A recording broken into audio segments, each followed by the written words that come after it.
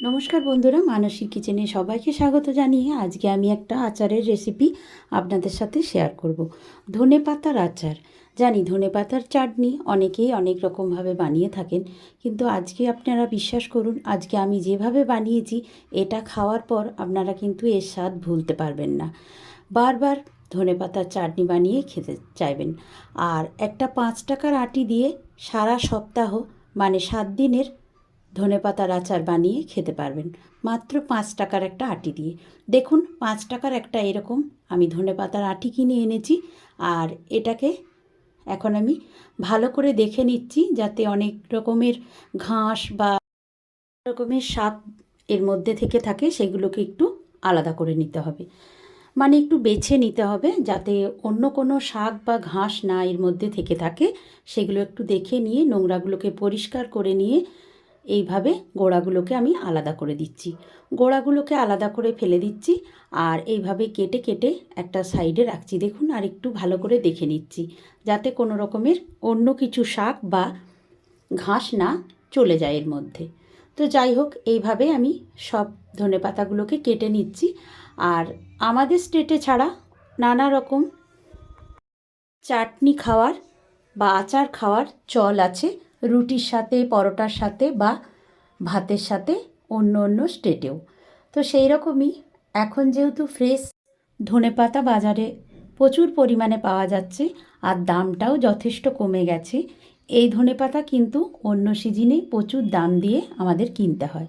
কিন্তু এখন 5 টাকা 10 টাকা আটিতেই এরকম বড় বড় আটি এখন বিক্রি করছে। তো সেই জন্যই আমি ভাবলাম যে ধনেপাতার আচার বানিয়ে আপনাদের সাথে শেয়ার করা যাক। তো এখন কিন্তু শীতের সিজনে ফ্রেশ ধনেপাতা আপনারা পেয়ে যাবেন। আর আমার মতো করে এইভাবে কিন্তু আচার বানিয়ে বেশ কিছু দিনের জন্য সংরক্ষণ করে আপনারা খেতে পারবেন। দেখুন, সব ধনেপাতাগুলো আমার গোড়াগুলো আলাদা করা হয়ে গেছে। আর এখন মনে হচ্ছে একটু ছোট করে নিতে হবে। আমি ঝুড়িতে নিয়ে নিয়েছি আর দেখুন এই গোড়াগুলো সব ফেলে দিচ্ছি। আর এখন একটু ছোট করে নিচ্ছি, তাতে আমার ধনেপাতার যখন আমি মিক্সিতে ব্লেন্ড করব সেটা সুবিধা হবে। তার জন্য আমি একটু ছোটো টুকরো করে নিলাম। আপনারা চাইলে বড়ও রাখতে পারেন। তো আমি এভাবে কেটে ছোট ছোট টুকরো করে নিলাম। আর এখন ভালোভাবে এটাকে ধুয়ে নেব। এগুলোকে খুব ভালোভাবে ধুয়ে নিচ্ছি, তারপরে সাইডে জল ঝরিয়ে রেখে দিচ্ছি। আর এখন দেখুন, একটা প্লেট নিয়ে নিয়েছি। প্লেটের মধ্যে 1 চামচ হলুদ সর্ষে, 1 চামচ কালো সর্ষে, 1 চামচ পোস্ত আর 1 চামচ নিচ্ছি আমি 5 ফোড়ন। এটা আচারের মশলা তৈরি করে নেব। আর এটার জন্যে কিন্তু অসম্ভব সুন্দর এটা খেতে হবে। আমি গ্যাস ওভেনে চলে গেছি। গ্যাস ওভেনে গ্যাসটা জ্বালিয়ে দিয়েছি আর কড়াইটাকে গরম হতে দিয়েছি। কড়াইটা খুব বেশি যেন গরম হয়ে যাওয়ার পরে কিন্তু কমিয়ে দিতে হবে। খুব বেশি গরম হয়ে গেলে এই সব কিছু জ্বলে যাবে। তাই খুব বেশি গরম যাতে না হয়ে যায়, গরম করে নিয়ে গ্যাসটাকে কমিয়ে দিতে হবে। এবার দেখুন, আমি নাড়াচাড়া করে এইভাবে যখন চড়বড় করে ফুটতে শুরু করেছে, দেখুন দেখলে বোঝা যাচ্ছে, তখন কিন্তু গ্যাসটাকে বন্ধ করে দেবো, না হলে এগুলো পুড়ে যাওয়ার চান্স থাকবে। এবার এগুলোকে আমি গুঁড়িয়ে নেব।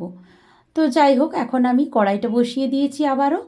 আর দেখুন, খুব অল্প করে তেল দিয়ে দিলাম। 2 চামচ তেল দিয়ে সবার প্রথমে রসুনগুলোকে আমি দিয়ে দিলাম। আর একটা কারি পাতার ডাল নিয়েছি, সেখান থেকে পাতাগুলো ছিঁড়ে তেলের মধ্যে দিয়ে দিলাম। এবার একটু 4টে কাঁচা লঙ্কা নিয়েছি দেখুন, আর এই কাঁচা লঙ্কাগুলোকেও আমি তেলের মধ্যে দিয়ে একটু নাড়াচাড়া করে নেব। এইভাবে নাড়াচাড়া করে নেওয়ার পর খুব বেশি ভাজার দরকার নেই। তারপর যে ধনেপাতাটাকে আমি ধুয়ে রেখেছিলাম সেটাকে কড়াইয়ের মধ্যে দিয়ে এখন নাড়াচাড়া করব।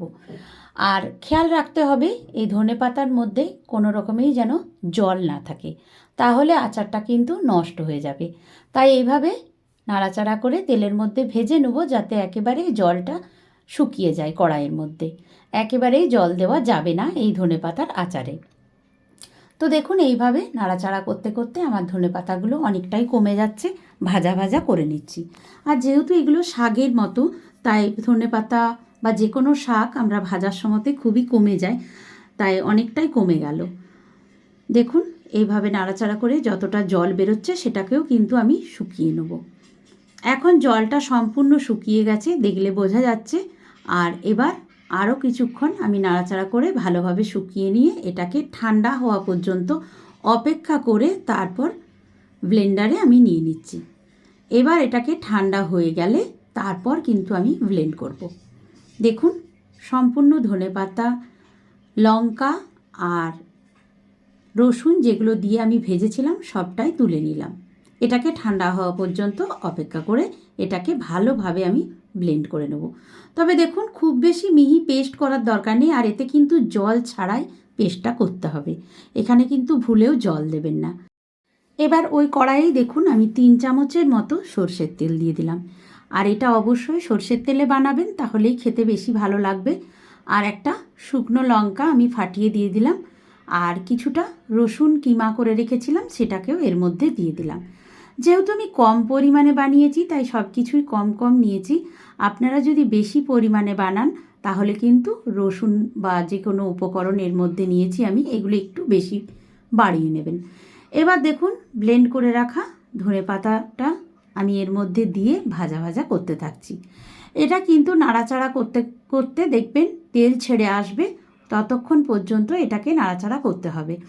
আর এবার পরিমাণ মতো লবণটা দিয়ে দিলাম, আর দিয়ে দিচ্ছি সামান্য একটু কাশ্মীরি রেড চিলি পাউডার। এতে একটা সুন্দর কালার আসবে, তবে এটা যদি আপনারা স্কিপ করতে চান তাহলে করতে পারেন। আর এইভাবে দেখুন মশলাটাকে দিয়ে তারপর আমি নাড়াচাড়া করতে থাকছি কড়াইয়ের মধ্যে। আর একটা পাতি লেবুকে আমি সম্পূর্ণ পাতি লেবুটাই দিয়ে দেবো। দেখুন 2 টুকরো করে নিয়েছি। এই 2 টুকরোর বীজগুলোকে একটু আলাদা করে নিতে হবে, নাহলে বীজগুলো পড়ে গেলে মুখে পড়লে এটা খেতে ভালো লাগবে না। তাই একটা পাতিলেবু আমি পুরোটাই দিয়েছি। আপনারা এখানে কিন্তু পাতিলেবুর জায়গায় তেঁতুলও ইউজ করতে পারেন। তেঁতুলটাকে ভিজিয়ে রেখে তেঁতুলের কাঠটা এর মধ্যে দিতে পারেন। তো আমার কাছে পাতিলেবু ছিল তাই পাতিলেবুটাই দিয়েছি। আর এবার পাতিলেবুটা দিয়ে আবারও আমি ভালোভাবে মিশিয়ে নিচ্ছি। আর এটাকে যদি আপনারা সংরক্ষিত করতে চান তাহলে কিন্তু বেশ কিছুদিন সংরক্ষিত করতে চাইলে তাহলে এতে একটু ভিনিগার অ্যাড করবেন।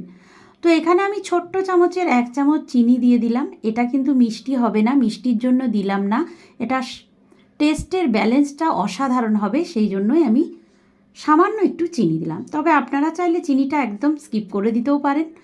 আর যে ভাজা মশলাটা আমি রেখেছিলাম সেটা থেকে এখন 2 থেকে আড়াই চামচ এর মধ্যে দিয়ে দিলাম। বাকিটা আমি পরে আবার ইউজ করব। এবার ভাজা মশলাটা দিয়ে কিন্তু আমি মিশিয়ে নিচ্ছি। ভিনিগারটা কিন্তু আমি এখনও দিইনি, আমি কিছুক্ষণ পরে ভিনিগারটা ইউজ করব। তবে সঙ্গে সঙ্গে করে যদি খেতে চান তাহলে কিন্তু ভিনিগারটা নাও দিতে পারেন। দেখুন সামান্য একটু ভিনিগার দিয়ে দিচ্ছি। যেহেতু আমি এটা 5-7 দিন রেখে খেতে পারবো তাই জন্য আমি ভিনিগারটা এখানে দিলাম। এটা নর্মাল টেম্পারেচারে রাখলে আপনি 5-7 দিন রাখতেই পারবেন, আর যদি ফ্রিজে রাখেন তাহলে কিন্তু এটাকে 10-12 দিন অনায়াসে খেতে পারবেন। তো যাই হোক আমার বানানো হয়ে গেল।